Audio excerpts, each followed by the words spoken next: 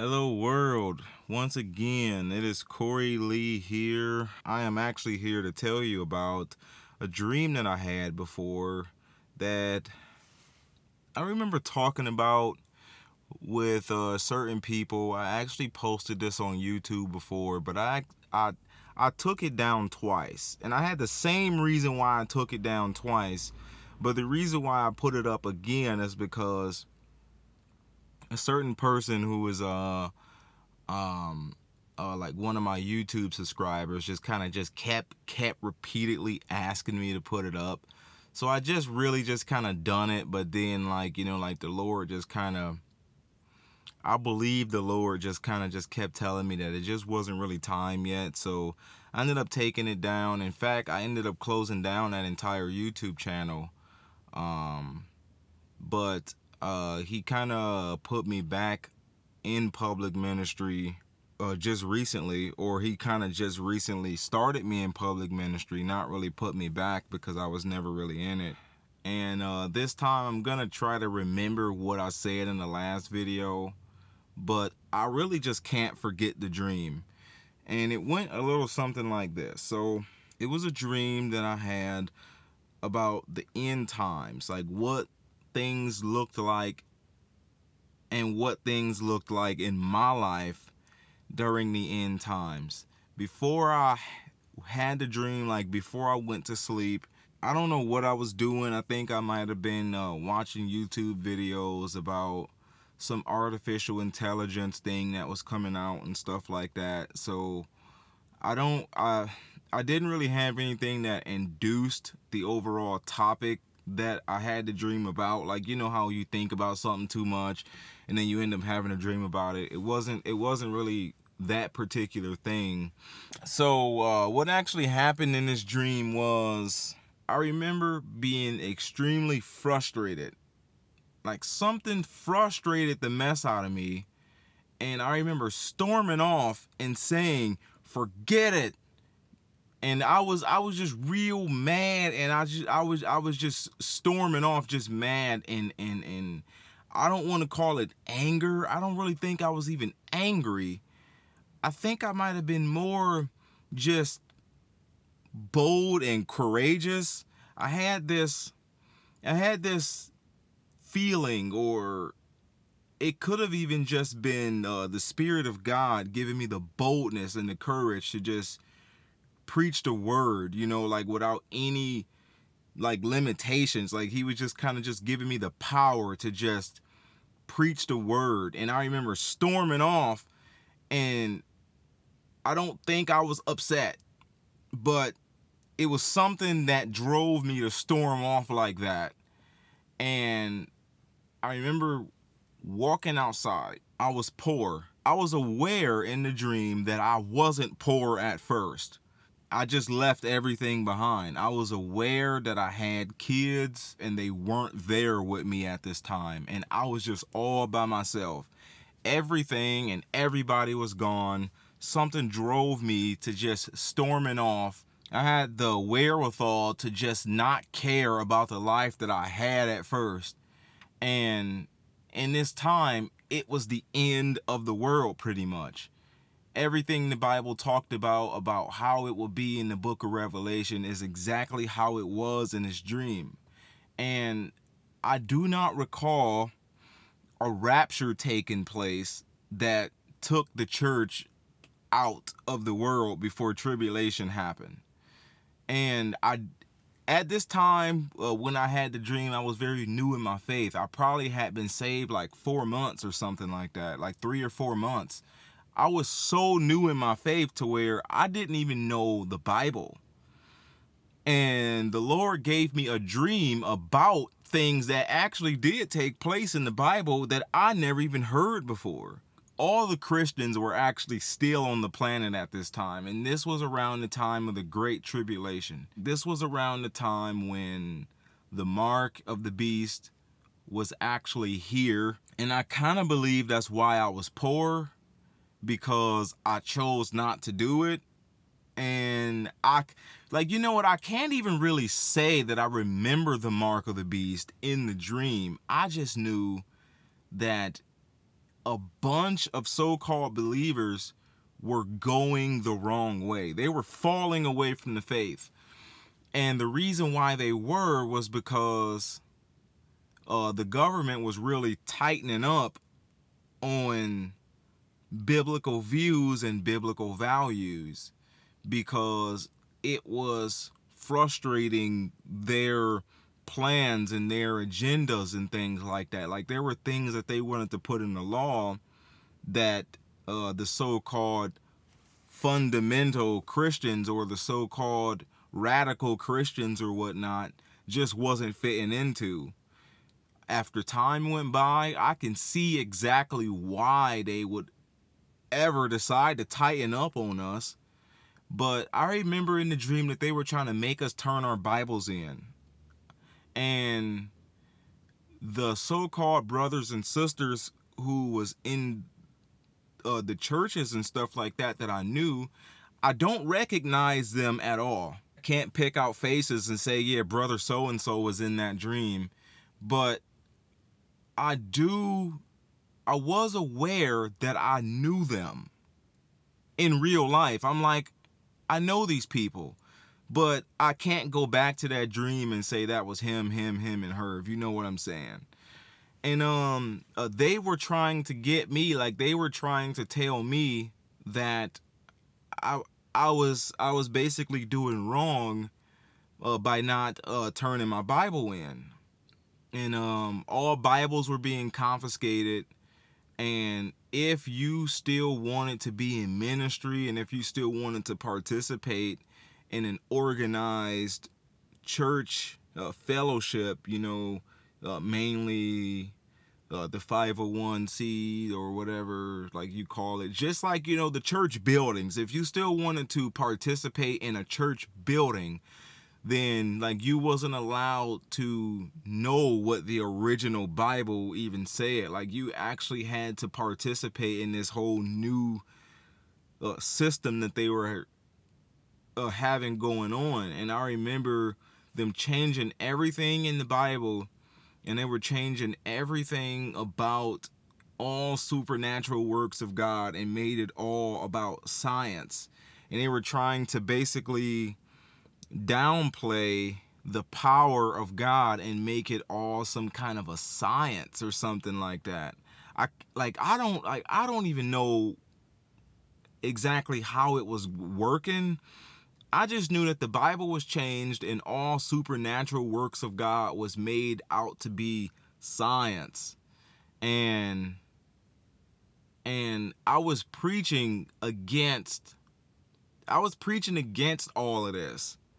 And the people that was against me the most was the so-called brothers and sisters in the churches that I've grown up in. Like, in the dream, it was people I knew. So I can't even really say it was the churches I've grown up in. Maybe I haven't even met these people yet. I don't know. But I just knew that in the dream I knew them, and they were all against me, and they were telling me that I wasn't serving the right God, and they were serving the living God, and blah blah blah, and this and that and this and that, and they were all trying to withstand me.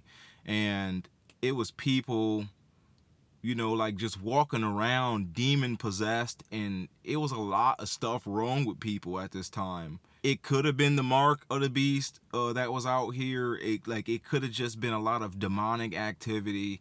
It was something that was going on that a lot of people was trying to look for answers for. And I was preaching the word. I had nothing but a Bible and a stick in my hand. I had some kind of a stick thing. And with this stick thing, it was something that God used to allow me to be able to do supernatural things, but not necessarily good things. A lot of these things, if the wrong person told it to you, they would say that I was doing bad things with it.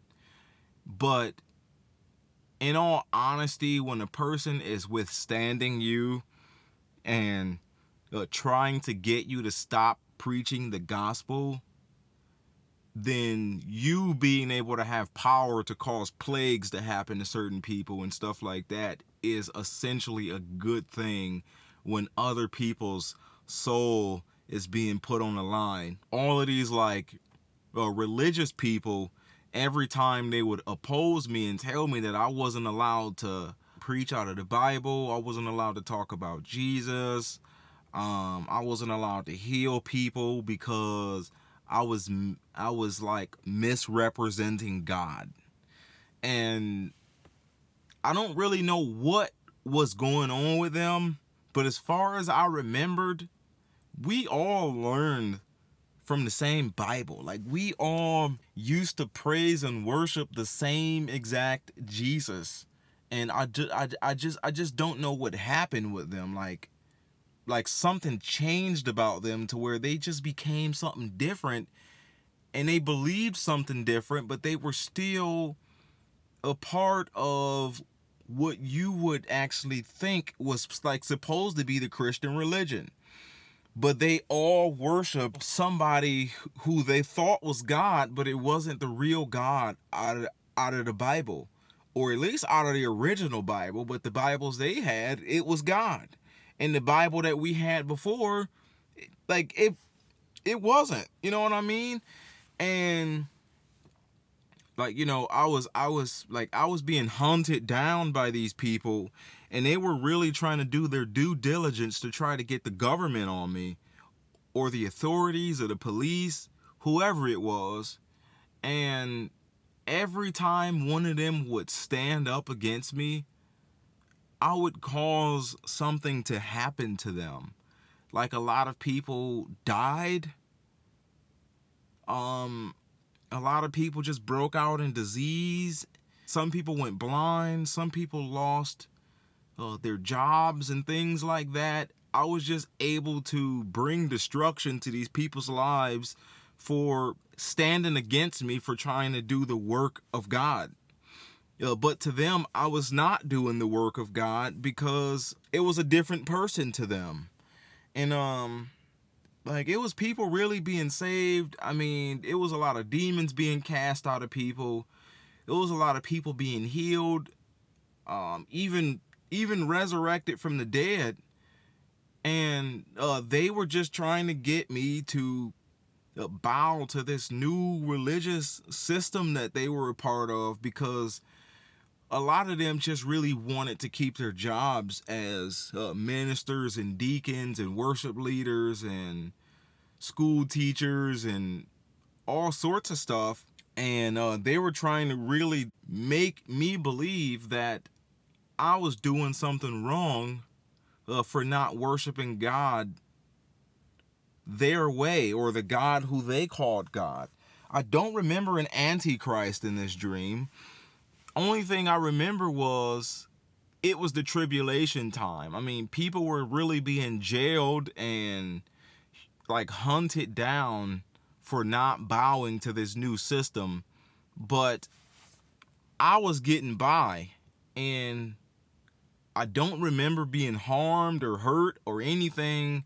In fact, I was doing the harming and hurting when someone opposed me for trying to do the work of God. It wasn't just because I was just out here just doing stuff to people, but every time someone stood in my way, the Spirit of God in me would strike at them. I remember having this group of people that always followed me everywhere I went. And as I went further doing the work of the Lord, the group of people got bigger and bigger and bigger. And the people that did not like it the most were the used to be Christians who still thought that they were doing the work of the Lord. The government wasn't really that concerned yet, until they kept pressing the issue to make them concerned. And it was them pressing the issue that turned the government against us, even though they were already against us. I mean, they couldn't do everything. Like, we were just wilderness kinds of people. The world was just a bunch of chaos. I mean, society was just not structured at all. Everything was just like in some kind of collapse. So like I really don't think the Antichrist had rose to power yet, even though he might have been revealed. He just might not have. I can't even really say how all of this was. It's just that like society wasn't what it was right now. Everything was just, it was partly collapsed and partly structured. It's like in some parts of society, it was a new society, and then in certain parts of society, everything was just still trying to be put together as if it was in the middle of some kind of transition. And every time these religious leader people would try to stand up against us, we would have the power and authority to do harm to them as we pleased. I'll be honest, like we didn't just, like go and seek out fights. Like we didn't go and pick out demon fights or nothing like that. All we wanted to do was try to save as many people as we can before this was all over, because we knew it was all over. But everybody else just kind of thought that this was just getting ready to go on and go on and go on. And it wasn't. It was the absolute end, and nobody believed it. And I woke up from the dream, and the people that did believe it were people who were getting saved during that time, and they knew something wasn't right. That's why they were turning to God. But like most of people that call themselves Christians today went the wrong way. And not only did they go the wrong way, they were the biggest enemy against the people that were going the right way. As time went by in my life, I realized that that is exactly what will more than likely happen, because I started to observe, a lot of stuff in the world, and man, it's just crazy. Like, I mean, like, this isn't a debate of pre-tribulation rapture or mid-tribulation rapture or anything like that. All I can say is that if you look in the Bible don't talk about the church disappearing off the face of the earth before tribulation happened. Because if that was the case, there would not have to be a great tribulation against the saints. The Bible do talk about how the beast was given power to overcome the saints. And if that was the case, if we were supposed to disappear off the face of the earth before we went through tribulation, then the Bible was just not telling the truth about the beast being given power to overcome the saints. And I'd rather believe what the Bible said than what some pet doctrine that popped up out of nowhere not that long ago says. So like, I want people to understand that like, when people have the idea that we will just vanish off the face of the earth before things get bad, they're they're setting themselves up to not be prepared for things to get bad. And they're going to try to follow after what will make their lives better. When people come to God with this idea of, he's going to give me the best life I ever had, they're preparing themselves to not be able to withstand the tests and trials of what will come against people that call themselves believers. I don't really know if anybody know this, but anybody that call themselves Christian, whether they're real or not, I mean, to the world, we're all the same. But to real believers, we know that we're not all the same, but the world don't look at us any different. I mean, the world don't even know how to separate Catholic from Christian. So of course the world is not going to know how to separate false Christian from real Christian. So, I mean, according to the world, like, we were all the same. But like, it was a great division between us. It was the separation of the sheep and the goat. It was the separation of the wheat and the tares.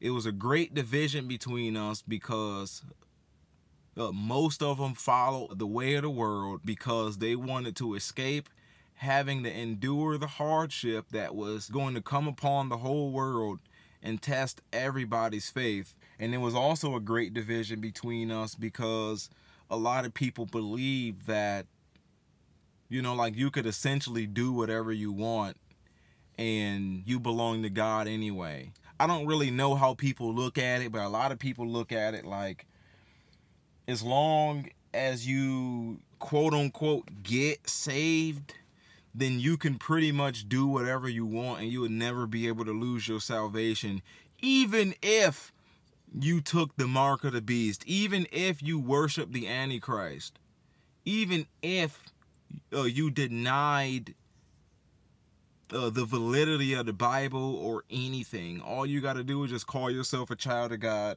and participate in the church, and that's just it. I can see right now that like those kinds of false doctrines entering into the church and entering into Christianity is setting people up to A, follow after the wrong God, and B, not be prepared to count the cost when it's time to actually count the biggest cost of your life. All it's going to take is for one decision to send you to hell for eternity, and it's all being set up in a person's frame of mind by what they think following God or being a child of God is all about. And I want people to know one important thing. Do not believe any pet doctrine that's taught to you about what people say is going to happen to the church in the end times unless it lines up exactly with what the Bible say. Everything the book of Revelation talk about, line up those pet doctrines such as the rapture. I'm not saying that the rapture won't happen. I'm not saying that there won't be a rapture or when there will be one. I'm just saying that I didn't see the church disappearing off the face of the earth before the Antichrist or before the world system and the religious organizations turned their back on us and tried to get us hunted down by the authorities. I didn't really see us disappearing before hardship happened. I just didn't. I mean, like, some people just weren't here anymore. I mean, some people, like had a chance to check out early. Some people might have died in certain tragic events and things like that. I mean, Lord bless their heart. But, for the vast majority of everybody, was still here, like believer or unbeliever, like believer, false believer, or unbeliever. Most people was still here. And I want people to check their hearts and see why do you call yourself a child of God? Like, what was that driving force behind why you believed or why you thought that you made the decision to go and get saved? Like, was it because you wanted God to give you a better life? Was it because you wanted a blessing? Was it because you just grew up in church and that was just the thing and religion is what you do? Was it because you just wanted your soul saved? Was it because you just wanted God to be God of your life because you were tired of trying? Really just sit back and figure out why you came to Christ and see if it line up with you being able to count the cost or not. Because if why you came to Christ is going to conflict with you being able to count the cost, then you might want to go back and rebuild that foundation or rebuild that whole little idea up in your head all over again. Because we enter in a time when it's going to cost you a whole lot to follow Christ. It's going to cost a lot of people jobs, wealth, influence, reputation, families, friends. And if you came to Christ because you want God to bless you with the best life you can ever have, I want you to know that you came to Christ for things that will not last. And when God decides to not give you those things, are you going to turn back to the world, or are you going to stay with Christ? If God decides today that he's going to make you poor because you came to him for wealth, will you then go and follow a different God, or will you just turn back to the world, or will you say, look, God is God and I'll never leave his side because I have nowhere else to go, because I can't forsake the Lord who bought me. I mean, God, he tried me in a whole lot of these areas. It cost me a whole lot to follow Christ. And then even in the midst of me following Christ, I'm still sitting back, taking loss after loss after loss, going through battles in my mind against these oppressing spirits trying to influence me to just turn back. God will make me promises and things like that, and then the total opposite will start happening. And these oppressing spirits will just try to tell me all these blasphemous things about God, trying to sucker me into turning back. And I've been tried over and over and over and over and over in these areas. A lot of people don't know that I was even going through things like that. Like just being tried over and over and over with these dark, depressing thoughts hitting me, just constantly hitting me and hitting me and hitting me. I'm sitting here going through the biggest battle of my whole life, and nobody even know that's what's going on. I want people to know that, like, stuff like that could possibly happen to you. Like, you can get fired, like put out of your house, and lose all your friends and family all in the same day, and you will essentially have nothing. Will you turn your back on God and say, this ain't for me? If you lost everything because you stood for what was right, like, would you say to yourself in your heart, doing what's right is failing me? It's real easy to say, I don't want this anymore because I'm losing everything over this. You will have those thoughts in your head, but what will you actually do when the decision is presented to you? If you would only just go back to the world, you wouldn't have to be poor right now. Only reason you going through this is because you trying to seek after some promise God gave you. Only reason you poor right now is because you trying to do what you thought God wanted you to do. Those things is going to happen, man. Those things is really going to happen, and you got to have that in you to say, no, I'm not going back. No, I'm not compromising with the world. No, I'm not denying the Lord. No, I'm not. I'm not going to take the mark. No, I'm not. I'm not going to believe what they trying to get me to believe. I'm not going to sucker down to somebody telling me that I'm not allowed to preach the gospel unless I be fired or kicked out or anything. And all of that had a whole lot to do with what I saw in that dream. Most people who called themselves Christians were really not.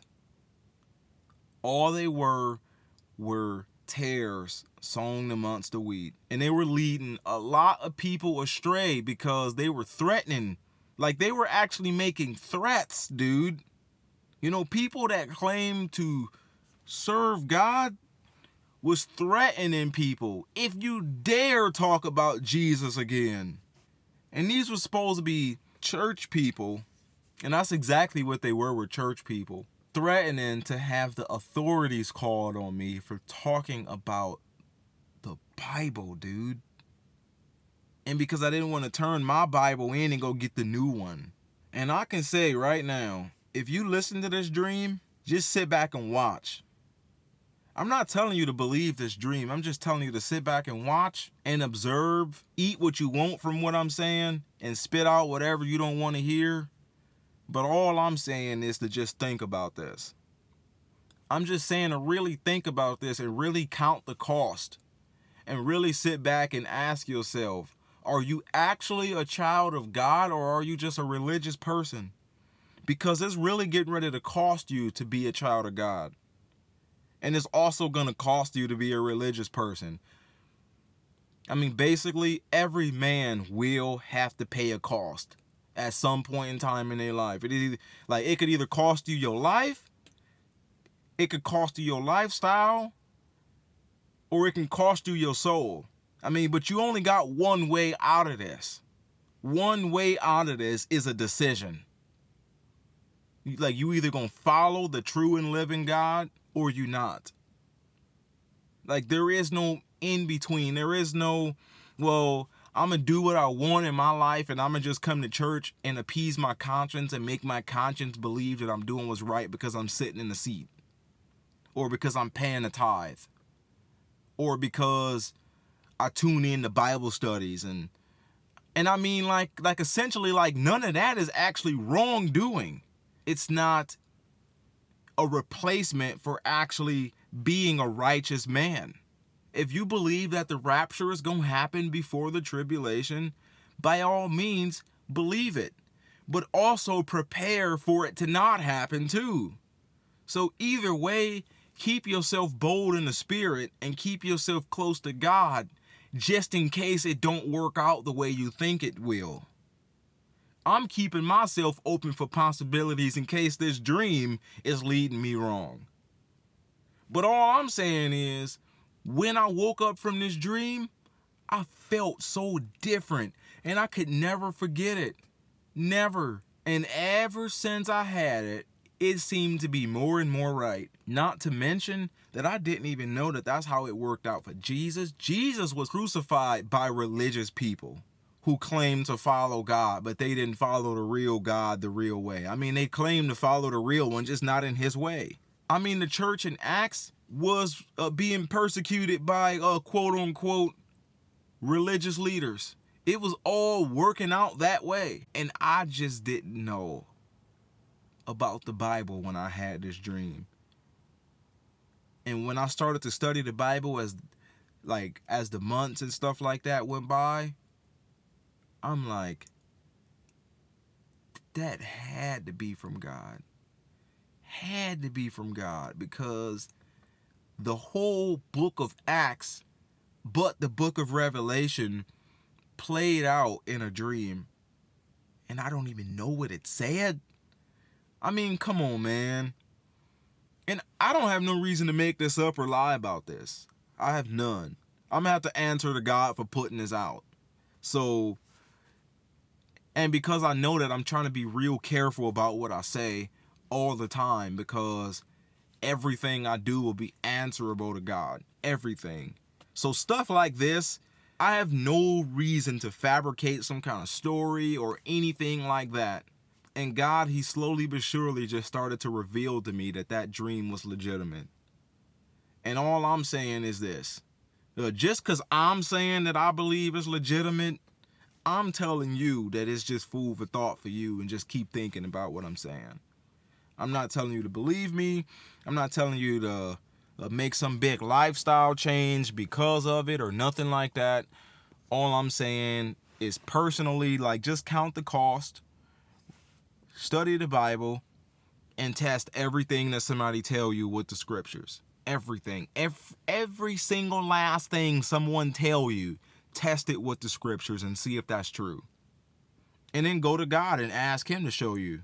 And he'll show you. He'll start pointing out scriptures.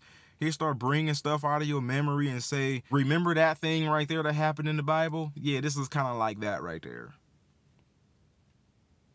But anyways, brothers and sisters and everybody, I don't really want to make this more longer than it should be.